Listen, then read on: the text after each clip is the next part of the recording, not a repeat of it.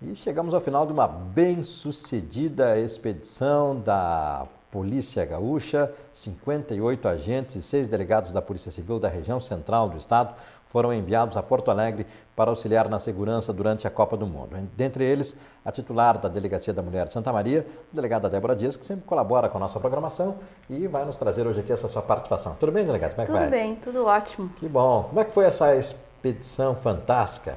Principalmente porque foi, já sabemos de antemão, né, coroada, registrada com sucesso nessa junção de forças. Sim, eu acho que a polícia, acho que está de parabéns, né? A Polícia Gaúcha, principalmente, e falo polícia, Polícia Civil, Brigada Militar também, que realmente foi muito exitosa, né?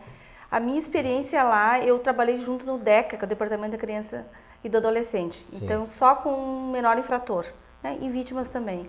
Mas foi muito tranquilo, né, nesse aspecto. Eu acho que estava tudo muito organizado e teve uma redução também grande de delitos ali, em função, aí comprovando o que nós sempre falamos, né, em função do grande policiamento ostensivo.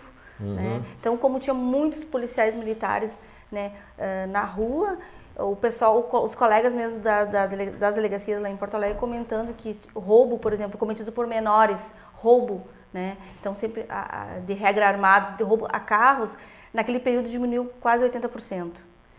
Quer dizer...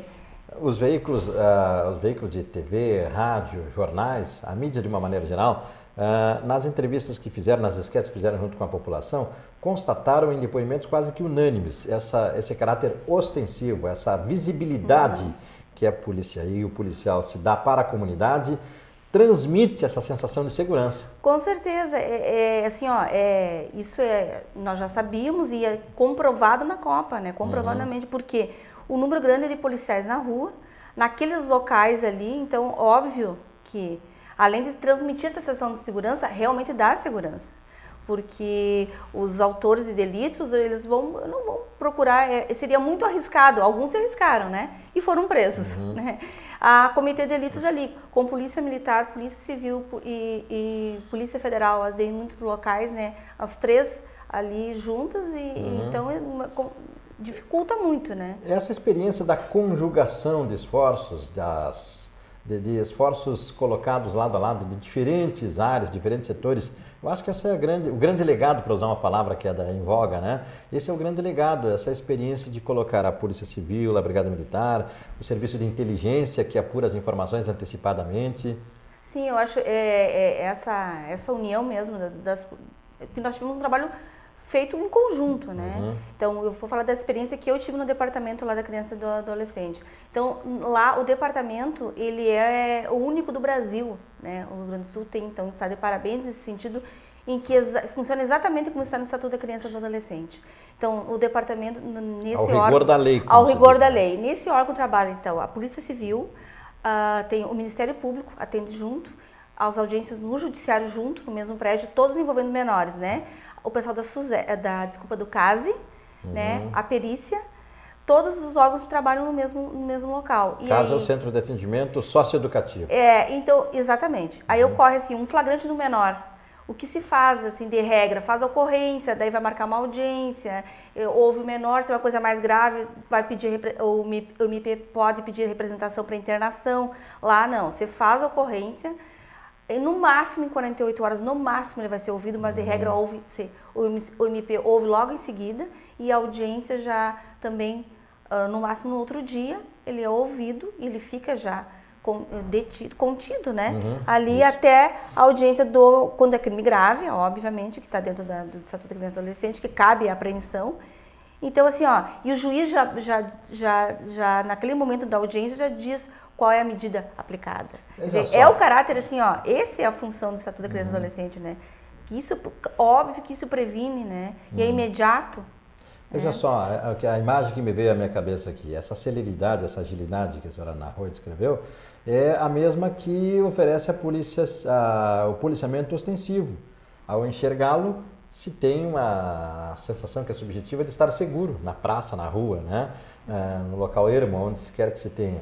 E quando se vê a justiça efetuar seus procedimentos, todos esses procedimentos que por vezes são burocratizados e dispersos, Sim. também dá uma sensação de que a justiça Sim. funciona, faz funcionar nas suas diferentes instâncias. Sim, exatamente. E principalmente em relação ao menor, que é uma pessoa em desenvolvimento ainda, né? Não é uma pessoa totalmente formada. Então, o que ocorre? A resposta tem que ser mais rápida, porque eles também são mais, estão crescendo, estão se desenvolvendo, né? Isso traz um caráter mais preventivo. E o que eu observei também muito lá é que os crimes lá envolvendo menores, apesar de nós termos crimes graves, aqui temos vários crimes graves envolvendo menores, né? Infelizmente, mesmo assim, são crimes mais graves, principalmente em relação a armas. As armas que são apreendidas, elas são armas mais pesadas, que não se aprende, que de regra muito difícil, né? Então, infelizmente, mas é um grau já a mais, né? Lá ou aqui? Lá. Lá eles estão lá. no estágio mais avançado, mais no uso de armas, eu diria. Claro, porque é a capital claro. E tal, né? Então, assim, ó, apreensão de arma e munição com menor ocorre, muito comum.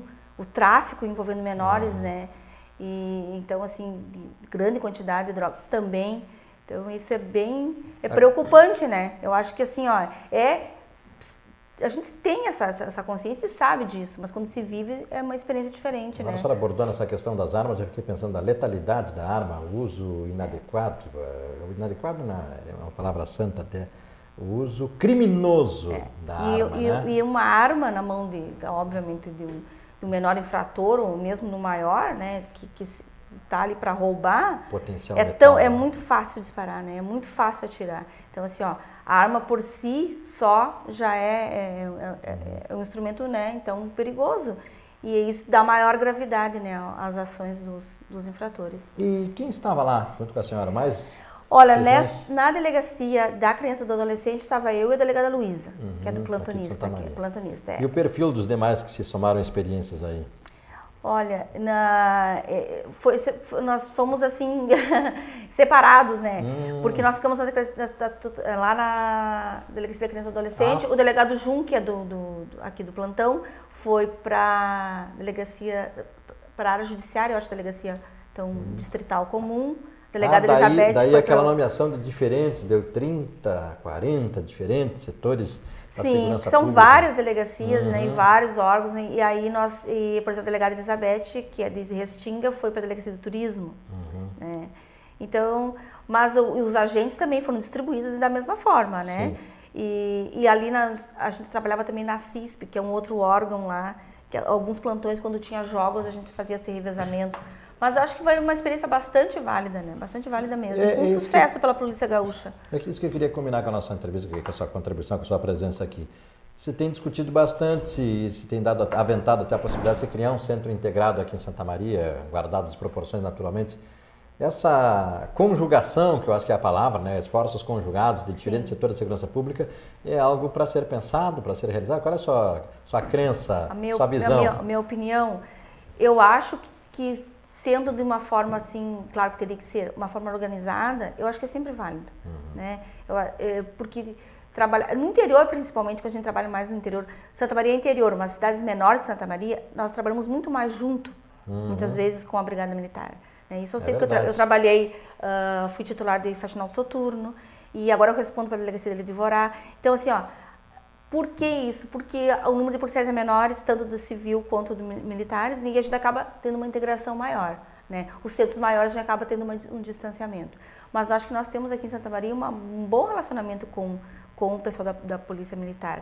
E eu acho que esse centro integrado, eu acho que venha realmente a somar. Tem que ser para somar, né? E talvez, assim, tem que ser muito bem planejado, etc. e tal. Uma outra ação que já vai ocorrer, que é a Patrulha Maria da Penha, né? Que vai ter uma integração, então, ali junto à Delegacia da Mulher e os policiais que vão trabalhar só na patrulha. Uma interligação mais próxima, né? Mais efeito e causa e consequência, né? Efeito e resultado, né? Eu acho que também vai ter um bom resultado, eu acredito. A senhora trouxe essa experiência, eu fiquei pensando aqui, não dá para deixar de perguntar sobre essa questão do predomínio da droga como causa dessa da intensificação de violência, principalmente da letalidade. Essa morte desse jovem agora, esse fim de semana, né, hoje é terça-feira, né, com vários tiros, de uma maneira crudelíssima, assim, né, e banal, da morte parece estar envolvida nessa questão insuperável, né? E olha, 90% eu diria até, empiricamente, dos delitos todos estão relacionados, direto ou indiretamente, com drogas. A violência doméstica, nós temos um índice, diria então, de 40% de violência doméstica tem a droga por trás também, né? Motivação. Não diria motivação, mas a potencialização dessa violência pelo uso de drogas. Os pequenos furtos todos, né? Porque quem furta? Né? Quem são os autores dos furtos? Né? O que ele é levado a furtar? O que ele é levado a furtar. E esses furtos, eles começam dentro de casa, pelo usuário, né? Se furta tudo dentro de uma casa. As famílias que vivem esse problema, que hoje infelizmente é comum, né? Elas sabem que é um problema gravíssimo, porque ele começa furtando dentro de casa. Tudo que ele pode, depois ele passa para a rua. Né? Pequenos furtos, os roubos, né, estão diretamente relacionados. Então, muitos dos crimes sexuais eu vejo também, porque nós tínhamos assim, até um tempo atrás, um perfil mais ou menos de quem cometia crime sexual, um estupro, por exemplo. Tá? Então, era determinado perfil de pessoas com um desvio de personalidade aí. Não estou dizendo que ele é imputável, mas ele era estuprador, cometia 1, 2 vezes. Hoje a gente vê que existem os estupradores, entre aspas, ocasionais, estimulados pelo uso da droga. Então, que antes não se percebia isso. Derruba a barreira social. Exatamente. Então, o já estimulado pela droga, ele às vezes rouba e estupra. Né? O delito dele, o trabalho dele seria só o roubo, mas já, sob efeito da droga, ele acaba estuprando. Então, quando não se tiver alguma política, não digo que vai acabar, não vai ter como, né? Mas para uma diminuição, uma prevenção, né, do uso de drogas. E essas crianças e adolescentes que são usados pelos traficantes, né? São usados isso é uma discussão para uns 2, 3 programas, né? Não tenha dúvida, principalmente e mais que a discussão, é sempre bom dizer dos fatos que estão no cotidiano, né? Que estão lá na investigação, que estão dentro dos processos, que está dentro da investigação e que se comprova essa questão, que não são conjecturas, né? Não, e nós vemos assim que...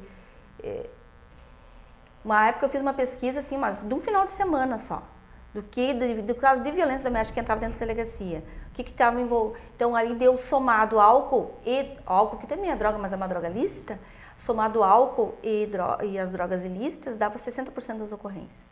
Veja só. Quer dizer, claro que isso não é a causa, mas que potencializa. E final de semana, principalmente, onde as pessoas ingerem mais as drogas, né, de uma maneira geral. E o crack hoje eu acho que é uma praga, né? Não tem, vicia rapidamente e destrói. Não destrói o usuário só, destrói a família toda. Né? E por consequência, ao destruir a família, destrói a sociedade, destrói corrói a sociedade. Não né? fica só dentro da família, né? Porque as pessoas pensam às vezes, o problema é da família. Não é problema da família, é problema social. Não fica, né, dentro de casa. Mais uma vez, excelente a sua presença aqui para nos ajudarmos a refletir sobre essas questões da atualidade. Cumprimentos pelo trabalho a senhora extensiva, a toda a equipe. Obrigada. Sempre aqui com o quadro à disposição, tá bem?